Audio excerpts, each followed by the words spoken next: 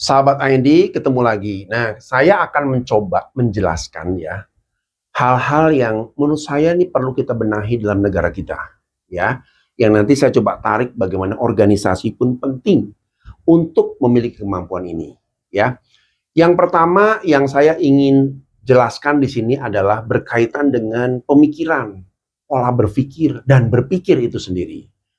Karena kalau kita lihat ya tayangan berikut ini, kita melihat bagaimana seorang Deddy Mulyadi, gubernur Jawa Barat, ketika dia bertanya kepada para pejabatnya, jawabannya tuh sangat aneh. Bahkan cenderung mereka tidak bisa menjawab dengan baik. Entah karena satu penyebabnya, dia tidak memahami tujuan dari jabatannya dan tidak tahu program-program apa yang seharusnya dia capai.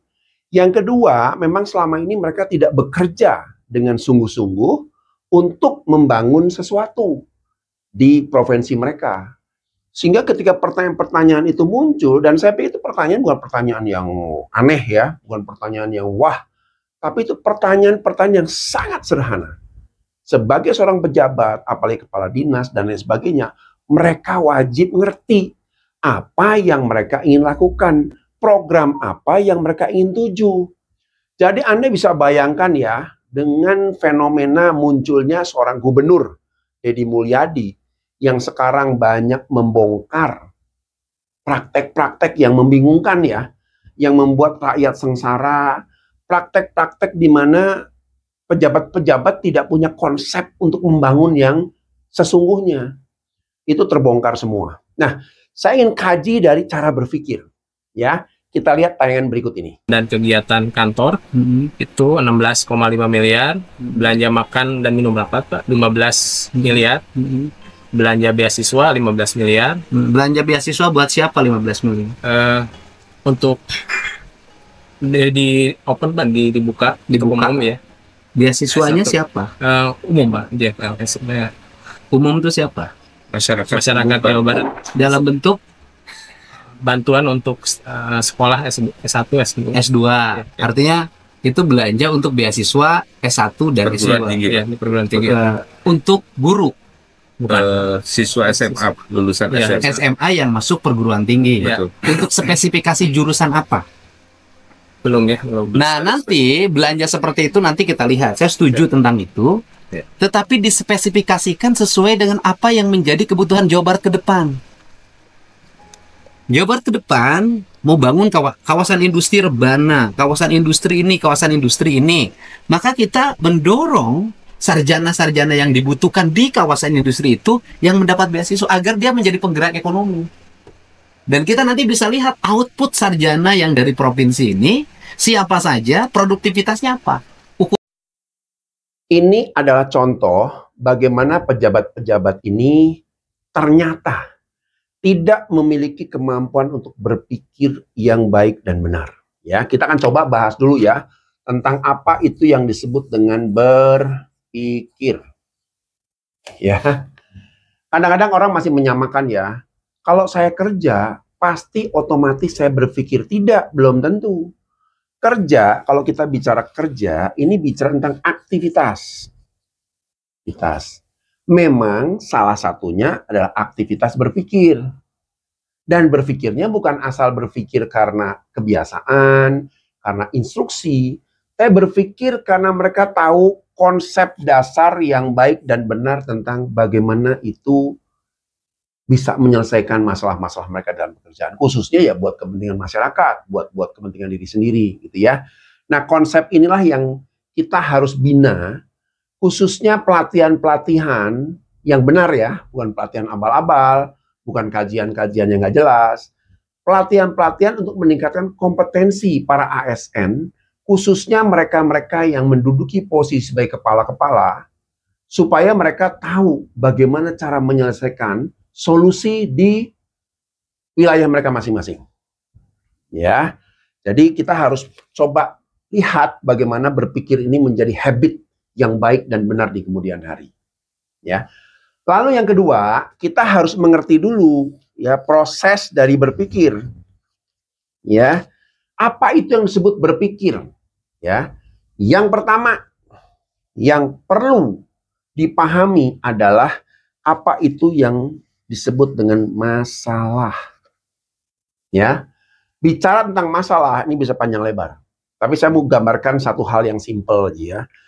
Kalau seorang pejabat dia melakukan kunjungan atau dia melihat lingkungan sekitar dan dia menganggap ya itu udah biasa.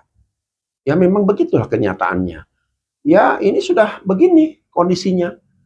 Berarti dia tidak pernah bisa menyelesaikan masalah. Karena setiap masalah problematik untuk bisa sampai taraf berpikir adalah dia harus ngerti dulu ini masalah. Nah banyak sekali pejabat-pejabat yang bahkan kunjungan tiap hari, datang dari rumah ke kantor setiap hari, pakai mobil mewah mereka. Tapi mata mereka nggak pernah ngelihat bahwa sekeliling mereka itu banyak masalah. Masalah masyarakat, masalah kesehatan, kebersihan, dan lain sebagainya. Nah ini membuat kita mulai sadar bahwa banyak sekali orang tidak tahu mana yang disebut masalah, mana yang disebut tidak masalah. Ya, jadi kuncinya tahu dulu masalah. Saya selalu bilang dalam perusahaan, ya kalau ada seorang manajer atau koordinator atau leader lah, ya, lalu mereka jalan ke kantor, lalu saya bilang tanya, Pak, waktu tadi pagi Bapak dari rumah ke kantor melihat hal apa saja di tempat perjalanan Bapak, ya, baik di luar maupun setelah masuk kantor. Apa ya, rasanya sudah baik-baik saja. Kalau saya bilang Anda nggak bekerja.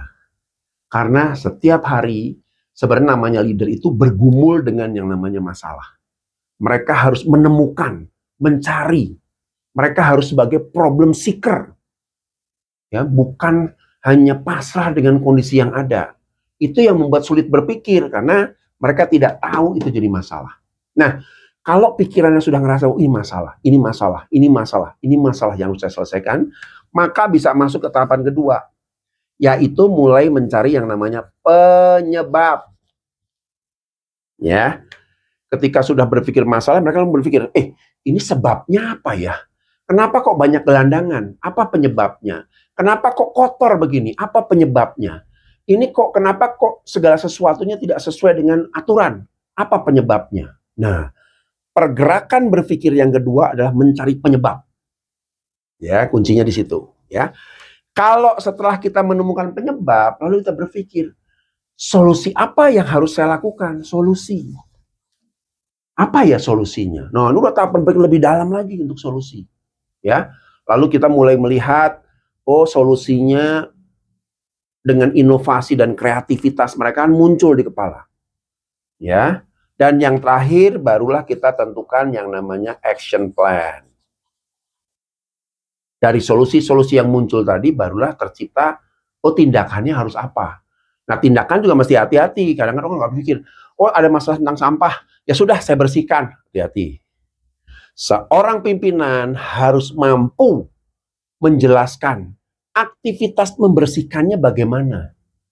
Koordinasi dengan siapa, menggunakan apa, bagaimana caranya, kapan diselesaikan.